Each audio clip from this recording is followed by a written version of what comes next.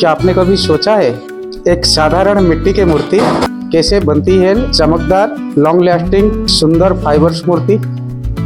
आज हम आपको दिखाएंगे वो जादू जो कला, मेहनत और धैर्य से मिलकर बनता है। ये सिर्फ मूर्ति नहीं, ये आस्था, तकनीक और परंपरा का संगम है। तो दोस्तों, आज इस वीडियो में हम दिखाएंगे जब मिट्टी से मूर्ति बन जाता है उसके बाद का प्रक्रिया, कैसे पीओपी में डाइस बनता है, उसके बाद कैसे फाइबर बनता है, इस सारी प्रक्रिया। पहले इस मूर्ति को डाइस बनाने के लिए मूर्ति का हाथ पैर अलग कर लेंगे, बाकी आसान हो जाएगा डाइस बनाने के लिए। फिर एक बाल्टी में कुछ पानी लेंगे जिसमें पीओपी डाल के बढ़िया से मिक्स कर लेंगे, पूरा प्लेन हो जाए, बाकी उसके अंदर दाना ना रह जाए। उस पीओपी को ज़्यादा मोटा नहीं करेंगे, पतला रखेंगे और मूर्ति के ऊपर छींटा मारते हुए हर जगह में डालेंगे, बाकी कहीं पे भी थोड़ा सा भी जगह ना बचे। और छींटा मारते वक्त बड़ी सावधानी से मारिए, बाकी मूर्ति में डैमेज ना हो जाए। पीओपी का इस पहला कोट बहुत ही महत्वपूर्ण होता है। बहुत मेहनत करके मूर्ति बनाए हो तो ये पहला कोट जब देते हो बहुत सावधानी से दीजिए, बाकी इसी में ही सारे खेल है, क्योंकि इसी में अगर एयर गैप रह जाएगा, कहीं छूट जाएगा तो पूरा मूर्ति खराब हो जाएगा। फाइबर में जब निकलेगा वहाँ पूरा एरिया खराब हो जाएगा। देखिए, जैसे हाथ का निचले हिस्सा वहाँ पे छूट गया था, इसलिए ध्यान देकर करना पड़ेगा, हर जगह आपका निगाह जाना चाहिए। अब जो हाथ और पैर को काट के अलग किया था उसको भी हम लोग पीओपी डाल देंगे, लेकिन इसका जो पीओपी डालेंगे ये थोड़ा दूसरा टेक्निक में डालेंगे। दोनों तरफ डाइस होगा, बीच में ये जो मिट्टी दिया गया है ये पार्टीशन हुआ है। जैसे मान के चलिए हाथ का आधा तक पोत दिया, इस साइड जब हो जाएगा पीओपी हार्ड हो जाएगा, फिर उसको उल्टा करके दूसरी तरफ पीओपी डालेंगे। इसलिए इसको दो हिस्सा में किया जाता है डाइस। जो भी गोल चीज है पूरा मतलब दोनों तरफ दिखेगा, उसको पार्टीशन करके ऐसे ही डाइस किया जाता है। और जैसे पतला पीओपी हो थोड़ा हार्ड हो गया, उसके ऊपर पीओपी में और थोड़ा मोटा करके पीओपी को और एक कोट दिया जाता है, बाकी डाइस का थिकनेस बन जाए, थोड़ा मोटा हो जाए, फिर मजबूती भी हो जाएगा। और भी मजबूती करने के लिए इसके ऊपर हम अभी बोरी डालेंगे। बोरी काट के ऐसे छोटे छोटे टुकड़े में बोरी काट लेंगे, फिर उसके ऊपर डाल देंगे और हाथ से थोड़ा ऊपर घिस देंगे बढ़िया से, ताकि बैठ जाएगा हर चीज़, क्योंकि नीचे वाला पीओपी रफ है ना, इसलिए थोड़ा वो बैठ जाना चाहिए बढ़िया से, इसलिए थोड़ा घिस लेंगे। और ऐसे सब में पहले बोरी डाल देते हैं।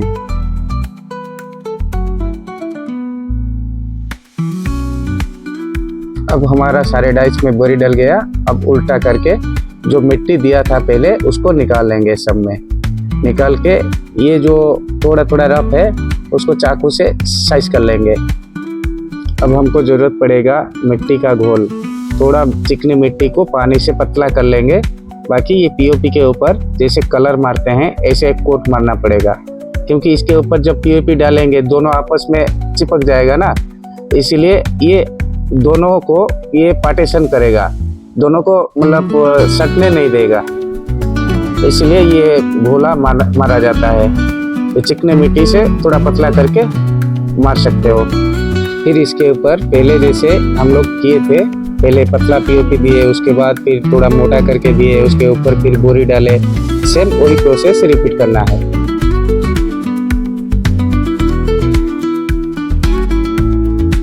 देखिए, अब ये दो पीस में बन गया, एक पहले पीस नीचे वाला और एक पीस ऊपर वाला। ऊपर जब बोरी डाल देंगे, फिर दोनों पीस का जॉइंट में थोड़ा मोटा कर लेंगे, मोटा पीओपी देकर थोड़ा सा मोटा कर लेंगे। जब इसको खोलेंगे दोनों को आपस में बीच में छेनी मारना पड़ेगा, तो उस जगह थोड़ा मोटा होगा तो मजबूत ही रहेगा, मोल्ड टूटेगा नहीं। इसीलिए अब इसको खोलेंगे, खोलने से पहले एक छेनी के माध्यम से जो जॉइंट को पहले काटेंगे, इसलिए बाकी वो लाइन दिखेगा कहाँ पे जॉइंट है, और फिर आपस में निशाना दे देंगे। जब दोनों को आपस में मोल्डिंग करने के बाद जोड़ेंगे, दोनों डाइस आपस में सही जगह सेट हो रहा है कि नहीं, उस लाइन से पता चलेगा। अब ये खुल गया, एक एक करके सबको ऐसे पहले उसको काटेंगे, काटने के बाद फिर लाइन दे देंगे, फिर लाइन देकर सबको खोल लेते हैं।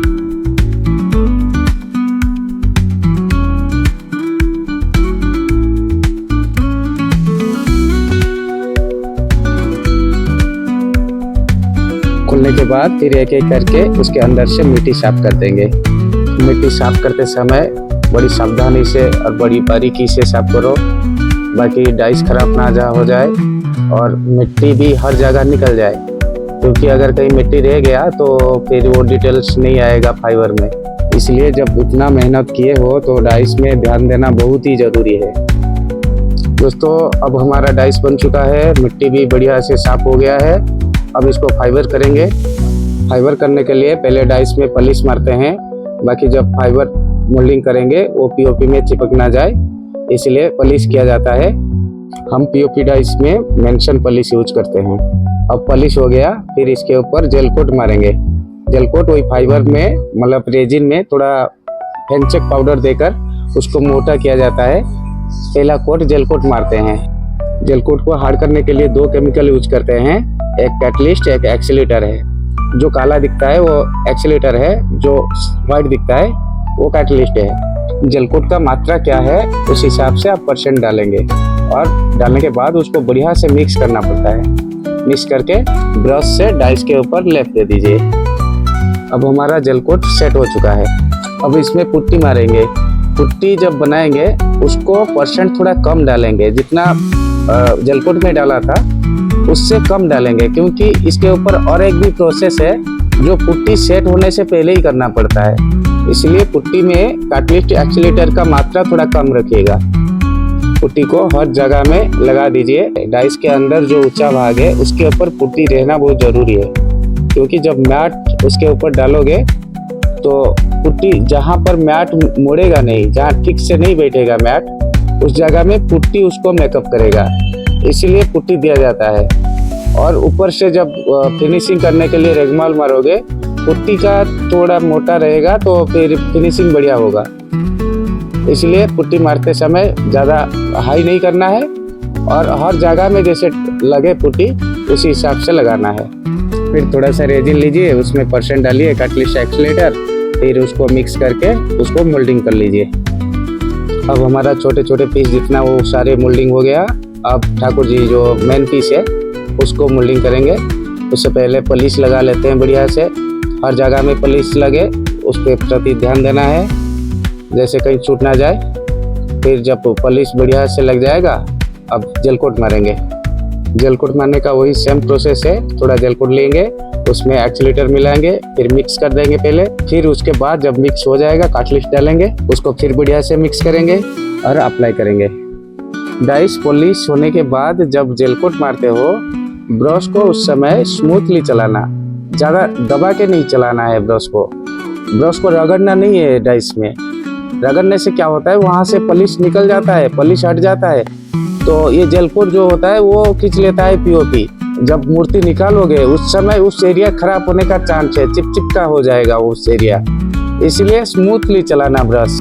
अब हमारा जेल कोट सेट हो चुका है। अब पुट्टी लगाएंगे। पुट्टी लगाने के लिए वही सेम प्रोसेस, कैटलिस्ट एक्सीलेटर डालकर उसको बढ़िया से मिक्स करना है, फिर अप्लाई करना है। दोस्तों सबसे इम्पोर्टेंट बात ये है, आप परसेंट डालेंगे कैसे, कितने में कितने परसेंट डालेंगे पता है? बताता हूँ। देखिए रेजिन, कैटलिस्ट, एक्सीलेटर, ये 3 केमिकल होता है फाइबर बनाने के लिए, और इसको मजबूती करने के लिए यूज किया जाता है फाइबर ग्लास मैट।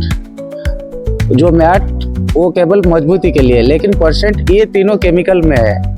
जैसे आपने 1 लीटर रेजिन लिए, उसमें 30 ग्राम के हिसाब से 30 ग्राम कैटलिस्ट, 30 ग्राम एक्सीलेटर मिला के काम किया जाता है नॉर्मल।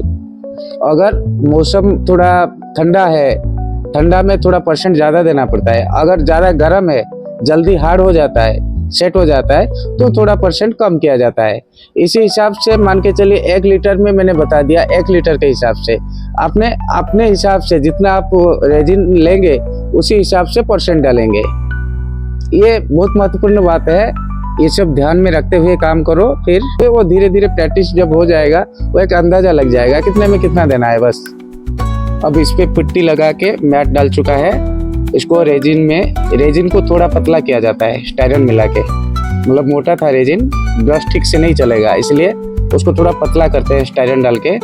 फिर उसको पहले मैट को भिगा देंगे, चारों ओर भिगा देंगे, स्मूथ हो जाएगा मैट। जब स्मूथ हो जाएगा तब फिर एक साइड से उसको मोल्ड करते हुए उसके ऊपर बार बार दबाने से वो बैठ जाता है, कहीं एयर गैप नहीं रह जाएगा।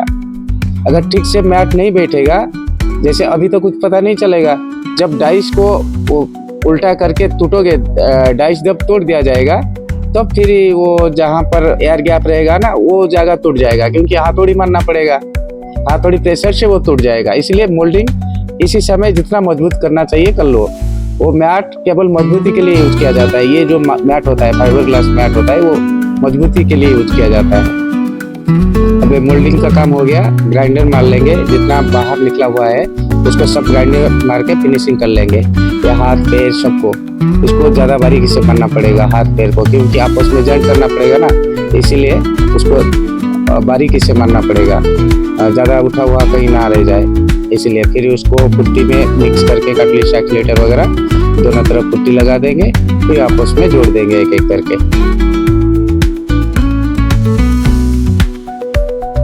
जब जोड़ते समय जो पहले लाइन खींचे थे, दो लाइन खींचे थे डाइस को काट कर, दोनों लाइन को देख लेना आपस में सही डायरेक्शन में है कि नहीं। दोस्तों, अब हमारा फाइबर का प्रोसेस खत्म होने जा रहा है। अब आ रहा है दिव्य मूर्तियान का खूबसूरत शट का समय।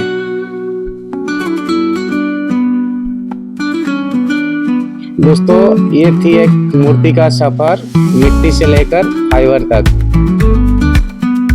अगर आपको ये कला पसंद आई हो, मेहनत महसूस हुई हो, इस वीडियो को लाइक जरूर करें। अब देखिए हमारा मूर्ति बनके तैयार हो गया है ना मज़ेदार। दोस्तों, पीओपी तोड़ते समय थोड़ा धीरे धीरे, जैसे एक अंदाजा लगाना कहाँ पर नाक है, ऊंचा जगह जो है, जोर से नहीं मारना है, हथौड़ी धीरे धीरे मारना है, क्योंकि अगर जोर मारोगे तो हो सकता है डैमेज हो जाएगा। इसलिए थोड़ा संभाल के, थोड़ा स्मार्ट तरीका से, जैसे जॉइंट के ऊपर पहले हथौड़ी मारना है तो वो अपने आप चारों ओर वो लूज कर देता है। ऐसे सारे पार्ट्स निकाल देना है। फिर यहाँ पर पहले ग्राइंडर मार देना है वो जॉइंट करने के लिए, हाथ पैर वगैरह। फिर उसको पुट्टी में जैसे कटलिस्ट एक्सीलेटर मिलाते थे पहले, ऐसे मिला के यहाँ पे पुट्टी लगा के सही डायरेक्शन से सेट कर देना है। फिर जॉइंट में थोड़ा रेगमाल मार दो, कलर के लिए रेडी है। दोस्तों, हमारा चैनल नया है लेकिन हमारा इरादा बड़ा है, आपको हर उस कला के पीछे की कहानी दिखाने का जो आम आंखें नहीं देख पाते। तो अभी सब्सक्राइब करें, जुड़े हमारे साथ हर मूर्ति, हर एक कलाकार की अनकही कहानी के सफर पर। मिलते हैं अगली वीडियो में, तब तक के लिए कला को नमस्कार।